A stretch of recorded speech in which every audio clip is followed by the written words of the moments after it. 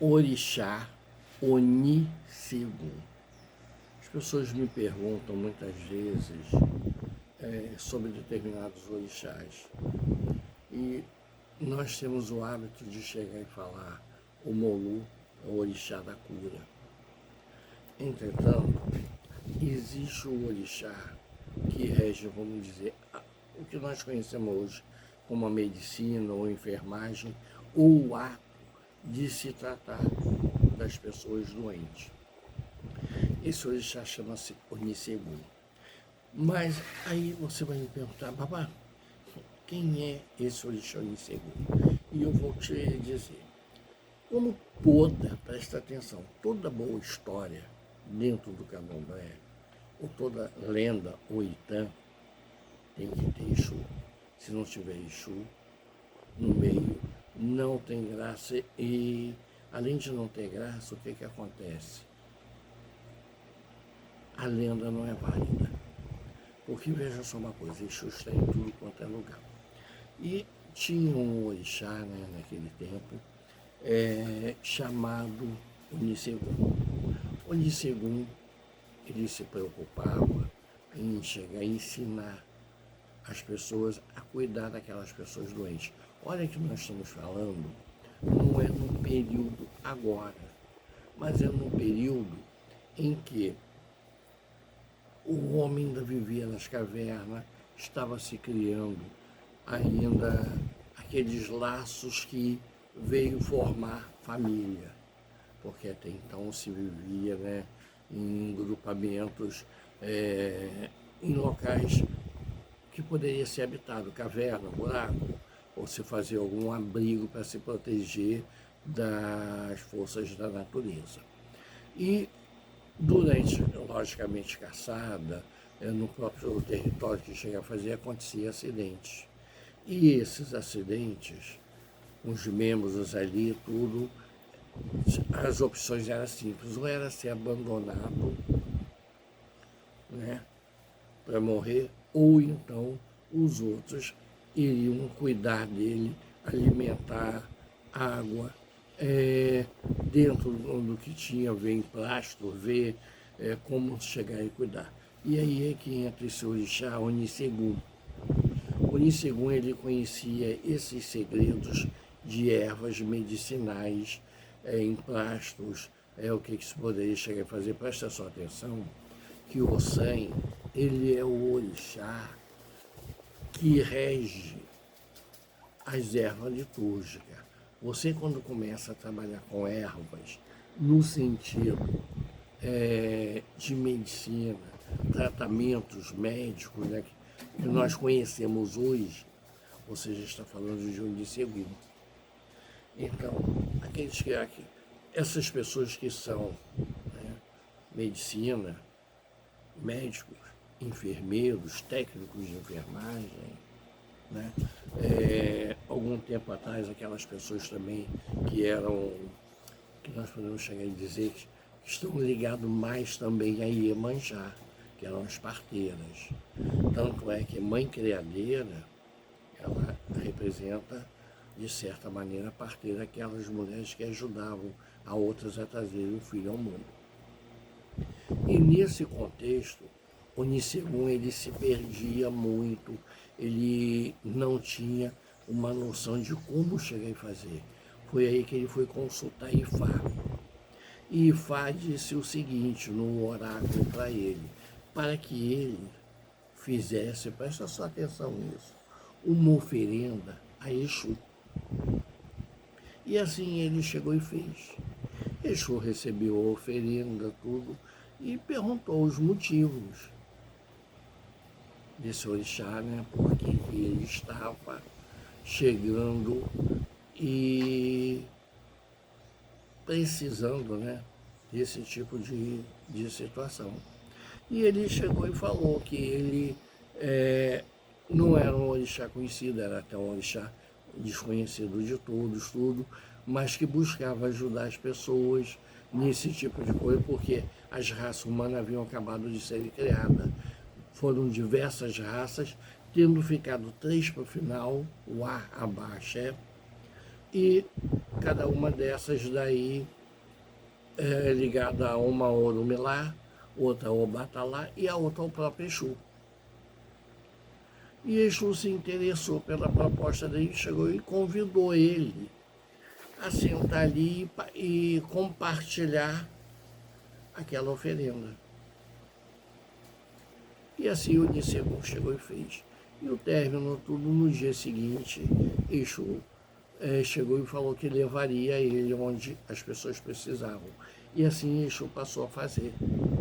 Os lugares onde tinha aquelas pessoas feridas, aquelas pessoas precisando de, seriam, vamos dizer, cuidar de feridas ou de machucado, o Nicegum iria lá. Agora presta só atenção. O Molu é aquela cura que seria sobrenatural, tá? O Nicegum é o tratamento daquilo através do conhecimento que é passado de um para outro, tudo. Porque veja só uma coisa, ele não é apenas a cura. Ele é o desenvolvimento de você alimentar, você limpar, você cuidar da ferida, você lavar a pessoa, dar água, a pessoa beber, dar o alimento, proteger do frio, proteger também de outras feras, né? De outras situações, porque a pessoa não poderia se defender. E dentro disso também, agora que vem a coisa engraçada, o Nicegum, ele é representado por um homem, né? Uma idade madura, carregando um cajado, tá? Com duas cabeças de cobra. Tá? O cajado dele tem duas cabeças de cobra, uma virada para a outra, que é o símbolo dele. Aí você vai perguntar assim, mas por que isso, babá? E eu vou te dizer, as duas cabeças viradas de cobra representam que era naquele tempo quando você era mordido por uma cobra babau, não tinha muitos recursos. Tá? Então, dizia uma coisa, que uma cobra poderia brigar com a outra, uma poderia anular o veneno da outra. Hoje nós conhecemos o soro antifíbico que é feito com o veneno da própria cobra. Agora você repara só uma coisa, lá naquele tempo eles possivelmente não tinham soro, não tinham nada, mas eles já conheciam. Tá? Esse orixá já estava mostrando, ainda não chegou ou não havia chegado o desenvolvimento dele para poder se formular um soro, mas ele já deu como que seria a situação. Então, é importante rever isso. Então, aqueles profissionais que trabalham no hospital, clínica, ligado à medicina, posto de saúde, UPA, né? Essas coisas todas, tem uma ligação direta com esse orixá. Aí pergunto, como que pode chegar e fazer? Esse orixá, ele normalmente é da mão, né? Ele movimenta até aqui. Faz com que muitas vezes as pessoas, através do movimento das mãos, tudo, cuidando ali, vá também produzir uma cura, dentro do que os kardecistas chamam de passe. Tá? Presta atenção que o Nicegum, ele vai acelerar muitas vezes o encontro da cura da doença, tudo através de tratamento. O Molu é outra situação. Tá? Então é importante você chegar e ver isso. E aí vem uma pergunta que se faz. Quais são as comidas que se coloca para o Nicegum? Bom, a princípio você coloca comida de Oxalá, que seria do Oxalá canjica, e uma comida de Ogum. Tá? Ele leva sempre 3 ou 4 comidas. Você coloca duas comidas de santo de movimento, uma comida de orixá temperada, que pode ser uma comida que a gente usa para o Oxum, e uma comida brando. Ou seja, a pessoa precisa acelerar a cura, precisa descansar para que aquela coisa possa chegar e surtir efeito.